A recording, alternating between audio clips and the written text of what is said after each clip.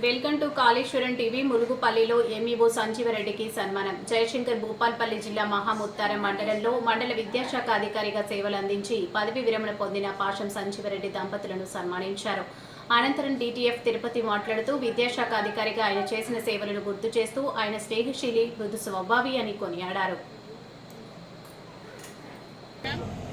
నా పేరు ఏ తిరుపతి. నేను డెమోక్రటిక్ టీచర్స్ ఫెడరేషన్ జిల్లా ప్రధాన కార్యదర్శిగా వ్యవహరిస్తున్నా. అయితే ఈ పదవీ విరమణ కార్యక్రమానికి ఒక వేదికను ఏర్పాటు చేసుకోవడం అంటే ఈ వేదిక నుంచి మనం ఆశించేటువంటి అంశాలను కూడా మనం ఆలోచించాల్సిన అవసరం ఉంది. ఎందుకంటే ఒక ఉద్యోగస్తుడు పదవీ విరమణ పొందుతున్నప్పుడు ఈ పదవీ విరమణకు ఒక వేదికను ఏర్పాటు చేసుకొని ఆ పదవీ విరమణ సందర్భంగా ఆ ఉద్యోగి తన జీవితం లోపల ఎదుర్కొన్నటువంటి సాధక బాధకాలు కావచ్చు,